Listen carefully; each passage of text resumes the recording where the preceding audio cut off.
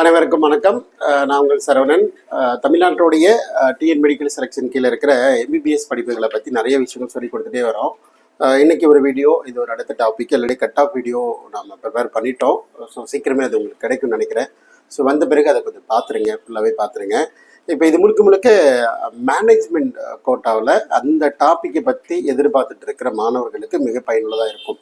Already ஒரு வீடியோவில் இந்த தெலுங்கு மைனாரிட்டி, கிறிஸ்டின் மைனாரிட்டி, மலையாள மைனாரிட்டி இந்த மாணவர்களுக்கு ஒவ்வொரு தனித்தனி இண்டிவிஜுவல் வீடியோவாக மாணவர்கள் எந்த மதிப்பெண் ரேஞ்சில் இருக்கிறாங்கன்னு ஒரு வீடியோ கொடுத்துருக்குறோம். ஒவ்வொரு வீடியோக்குமே அதாவது 500 மதிப்பெண்ணுக்கு மேலே எத்தனை பேர் இருக்கிறாங்க, 400 மதிப்பெண்ணுக்கு மேலே எத்தனை பேர் இருக்கிறாங்க, அந்த மாதிரிலாம் இருக்கிற இடங்கள் இதெல்லாமே சொல்லியிருக்கிறோம். பட் ஆனால் கரெக்டாக அந்த சீட் மேட்ரிக்ஸ் ரிலீஸ் ஆகிறதுக்கு முன்னாடி நான் ரெக்கார்ட் பண்ணியிருந்தேன். பட் எனக்கு தெரிஞ்ச அந்த கட் ஆஃப் மார்க்கு இதெல்லாம் இந்த பிரச்சனையும் இருக்காது. நம்பர் ஆஃப் எவ்வளோ பேர் மெரிட்டில் இருக்கிறாங்க, எவ்வளோ பேர் அதிக மார்க் எடுத்துருக்கிறாங்கன்றதுல எந்த மாற்றமும் இருக்காது. பட் நான் சொல்லியிருக்கிற இடங்களில் பொறுத்து கண்டிப்பாக வேரியபிள் இருக்கும். ஏன்னா சீட் மேட்ரிக்ஸில் நிறைய மாற்றங்கள் நம்ம பார்க்குறோம். ஸோ அந்த பற்றி தான் இந்த வீடியோவில் கவர் பண்ண போகிறோம். ஸோ கண்டிப்பாக ஒரு பெரிய லென்த்தி வீடியோவாக இல்லைனாலும் கூட எல்லா இன்ஃபர்மேஷன் கவர் பண்ணுற டைம் தான், சரிங்களா? மொத்தமாக நான் 10 மாற்றங்களை மேனேஜ்மெண்ட் கோட்டா சீட் மேட்ரிக்ஸில் பார்க்குறேன். எதோட கம்பேர் பண்ணுறேன், ஏதோ ஒரு டேட்டாவோட கம்பேர் பண்ணாதான வித்தியாசத்தை சொல்ல முடியும். அப்படி பார்க்கும்போது 2023 இருந்த சீட் மேட்ரிக்ஸுக்கும் இப்போ இருக்கிற சீட் மேட்ரிக்ஸும் என்ன சொல்லுது. அது மட்டும் இல்லாமல் இந்த சீட் மேட்ரிக்ஸ் சொல்கிற விஷயத்தெல்லாம் தாண்டி மொத்தமாக எவ்வளோ இடங்கள் இருக்குது, அதுக்கு எவ்வளோ பேர் விண்ணப்பிச்சிருக்கிறாங்க, சரிங்களா? இதை பற்றி இந்த ஃபுல் வீடியோவில் கவர் பண்ண போகிறோம். மறக்காமல் ஃபுல் வீடியோ கவர் பண்ணுங்கள். முக்கியமாக இந்த நம்மளுடைய ரேங்க் லிஸ்ட், எலிஜிபிள் லிஸ்ட் ஒன்று கொடுத்துருவாங்க. இப்போ பெற்றோர்களுடைய அறியாமை என்னென்னா, சார் நான் அவங்க எடுத்திருக்கிற மார்க் ஒரு 250, 240, சார் என்னுடைய சீரியல் நம்பர் 5 சார், நான் 5வது ரேங்க்கில் இருக்கேன், எனக்கு கன்ஃபார்மாக கிடைச்சிரும் சார். அது ஆக்சுவலாக அவங்க கொடுத்துருக்கிறது கிளப், அது எப்படி சொல்கிறது, எல்லா மாணவர்களுடைய எண்ணிக்கை. It's a serial number, it's not a rank. அது ரேங்க்கு கிடையாது, சரிங்களா?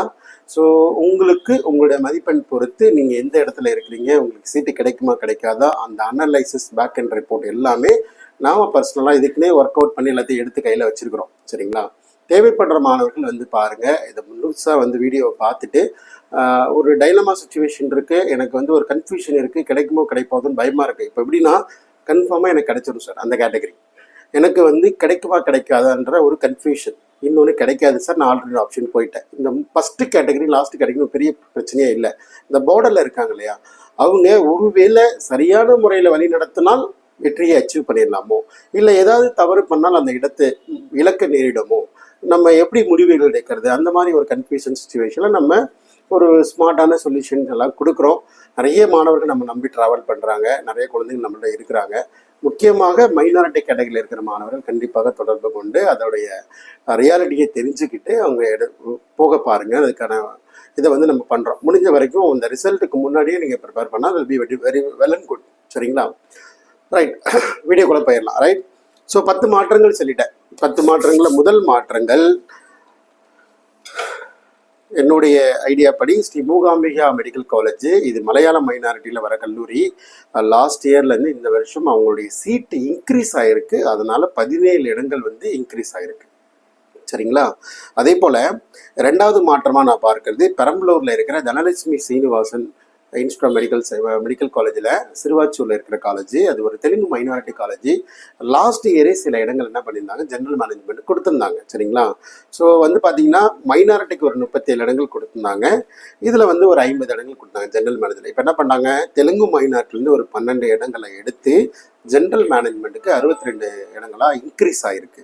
இது 2வது மாற்றம், சரிங்களா? டோட்டல் இடங்கள் எந்த மாற்றமும் இல்லை.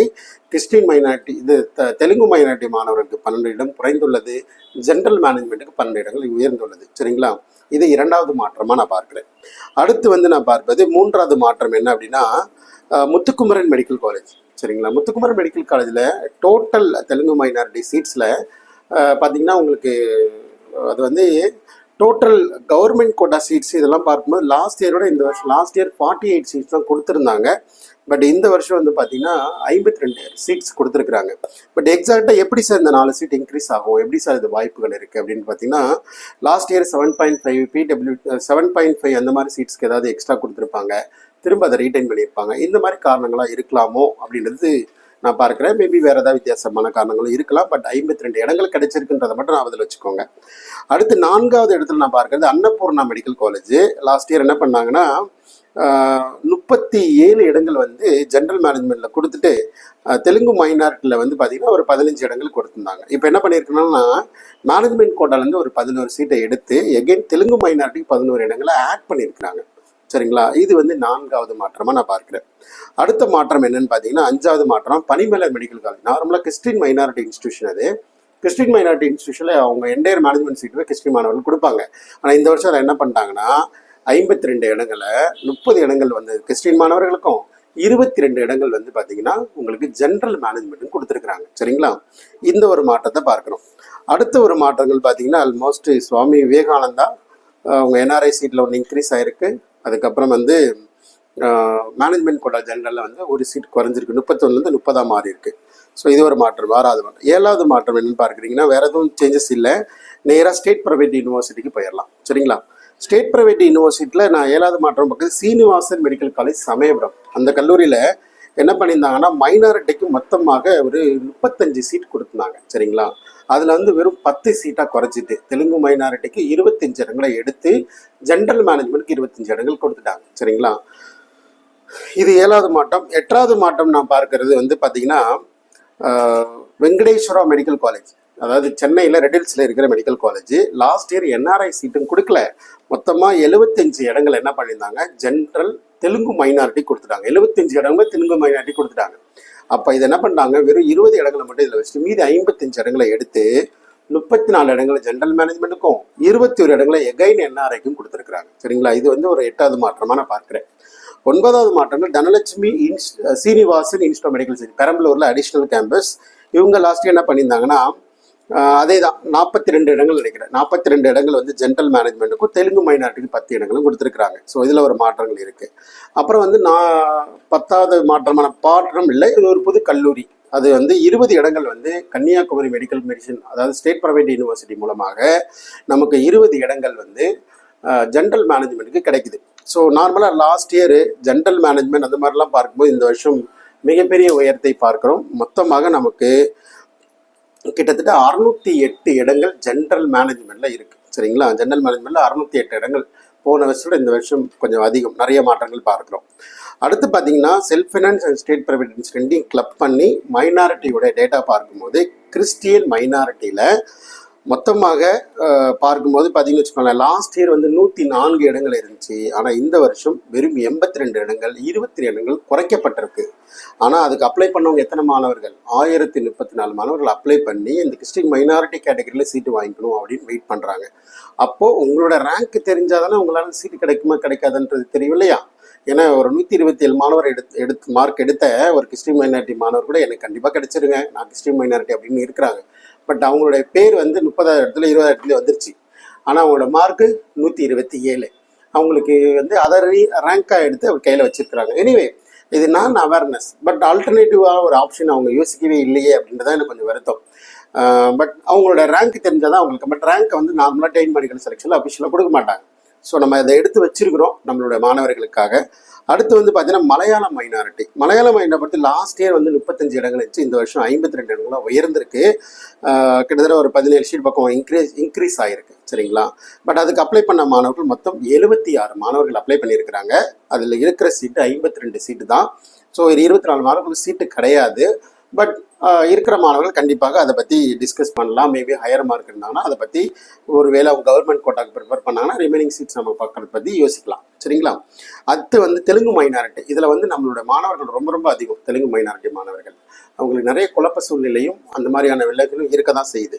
மொத்தமாக வந்து பார்த்தீங்கன்னா 334 இடங்கள் இருக்குது. அப்ளை பண்ணவங்க 716, இன்க்ளூடிங் ஸ்டேட் ப்ரைவேட் யூனிவர்சிட்டிலாம் சேர்த்து தான் சொல்கிறேன். 334 இடங்கள் அவைலபிள். ஆனால் இருக்கிறது டோட்டல் எவ்வளோங்க? 716. அப்போ நீங்கள் ஒரு மதிப்பெண் எடுத்திருக்கீங்க, அது மதிப்பெண் வந்து 300 இடத்துலையோ 200 இடத்துலையோ இருந்துச்சுன்னா அப்போ நம்ம அடுத்து என்ன பண்ணணுன்றத மிகப்பெரிய யோசனைகளும் அதை சார்ந்த விஷயங்களும் யோசிக்க வரணும் இல்லைங்களா? ஸோ அந்த மாதிரி தெலுங்கு மைனாரிட்டியில் எவ்வளோ மாணவர்கள் இருக்கிறாங்க அப்படின்றத நம்ம சொல்ல வரோம். ஸோ 2023 பற்றியும் 24 பற்றியும் சில மாற்றங்களை பற்றியும் இதில் வந்து மைனாரிட்டி கேட்டகரிலையும் ஜென்ரல் மேனேஜ்மெண்ட்லையும் எதிர்பார்க்குற குழந்தைங்களையும் சொல்லியிருக்கிறோம். ஜென்ரல் மேனேஜ்மெண்ட்டை பற்றி சார் கட் ஆஃப் பற்றி எதுவும் நீங்கள் சொல்லவே இல்லையே சார், அதை பற்றி ஒப்பீனியன் எது இருக்குமா? எனக்கு தெரிஞ்ச 580 மார்க் 575 மார்க் வரைக்கும் பிசிக்கு கவர்மெண்ட் கோட்டாக்கு தேவைப்படுது அப்படின்னா அதுலேருந்து ஒரு மார்க் குறைவாக இருக்கிற அந்த மாணவனுடைய எண்ணங்கள் என்னவாக இருக்கும்? சரி, ஓகே, கவர்மெண்ட் கோட்டாவில் மேனேஜ்மெண்ட் கோட்டை போகலாம், சில மாணவர்கள் வந்து மேனேஜ்மெண்ட் கோட்டை போக வேணாம், கவர்மெண்ட்டுக்கு திரும்ப ட்ரை, இந்த மாதிரிலாம் இருக்கலாம். ஸோ அப்படிலாம் பார்க்கும்போது நம்ம மொத்தம் 600 இடங்கள் இருக்குது. அப்போ அது இல்லாமல் வெளி மாநிலத்திலேருந்து அப்ளை பண்ண 700 மார்க் படித்தவங்க 655 மார்க் எடுத்தவங்களும் பார்ட்டிசிபேட் பண்ணுவாங்க. ஸோ அது எக்ஸாக்டாக ப்ரிடிக்ட் பண்ணுறது ரொம்ப கடினமானது தான். பட் லாஸ்ட் இயர் டேட்டாலாம் நமக்கு இருக்குது. அதெல்லாம் வச்சு நம்ம அனலைசிஸ் பண்ணி நம்மள்கிட்ட வர மாணவர்களுக்கு அதை பற்றி ஒரு அவேர்னஸை கிரியேட் பண்ணி அதை வழி நடத்துகிறோம். ஸோ ஜென்ரல் மேனேஜ்மெண்ட்டுக்கு நல்ல கட் ஆஃப் வந்து தேவைப்படும். லாஸ்ட் இயர் மாதிரி இருக்காது, கண்டிப்பாக லாஸ்ட் இயர் மார்க்குக்கு வராது. இது கண்டிப்பாக இந்த வருஷம் ரொம்ப அதிகமாக கட் ஆஃபில் தான் சீட்ஸ் அமையும் அப்படின்றத எதிர்பார்க்குறோம். அது வந்து உங்களுக்கு முன்னாடி இருக்கிற மாணவர்களுடன் எதிர்பார்ப்பு, எண்ணங்கள், ஃபினான்ஷியல் ஸ்டேட்டஸு, பொட்டென்ஷியல் இதெல்லாம் பொறுத்து அவங்களோட எண்ணங்கள் மாறலாம். சரிங்களா? ஸோ கண்டிப்பாக இதுலேருந்து ஏதாவது ஒரு டேட்டா உங்களுக்கு பயனுள்ளதாக இருக்கும்னு நினைக்கிறேன். ஸோ கண்டிப்பாக தேவைப்படுற மாணவர்களுக்கு ஃபார்வர்ட் பண்ணுங்கள். உதவிகள் தேவைப்படுது சார், ஒரு இன்ஃபர்மேஷன் சொல்லுங்கள் சார், நான் பார்த்துக்கிறேன் அப்படின்றதுக்கும் சார் இதுக்கு சார் ப்ராப்பராக கைட் பண்ணுங்கள் சார், ப்ரொஃபஷனலாக அட்டன் பண்ணுறேன், நீங்கள் அதை வழி நடத்துங்க, அடுத்து என்ன பண்ணுறதுன்னு பார்க்கலாம் அப்படின்றது 2வது விதம். எனக்கு ஃபஸ்ட்டு விவரத்தில் ஒன்று பெருசாக ஐடியா இல்லை. சரிங்களா? பட் நேரில் வந்து பார்க்குறவங்களுக்கோ இல்லை எனக்கு என் கூட சார்ந்த ஒரு கைடன்ஸ் கொடுங்கன்னு சொல்கிறவங்களுக்கோ நம்ம நிறைய உதவி பண்ணியிருக்கிறோம். அவ்வளோ மாணவர்கள் தேடி வராங்க. இதனால் மட்டுமே 2 நாட்கள் அவங்க கூடவே இருக்கிற மாதிரியான சூழ்நிலை. இப்போ ஆல்மோஸ்ட் அதெல்லாத்தையும் முடித்து வந்திருக்கிறோம். ஸோ இப்போ அடுத்த நிலைகளை நம்ம பார்க்கணும். அதற்காக தான் இந்த ரெக்கார்டிங் எல்லாமே. ஸோ மிக விரைவில் இந்த வீடியோ உங்கள் ரீச் ஆகும்னு நினைக்கிறேன். ஸோ அடுத்த வீடியோக்குள்ளே பார்க்கலாம்.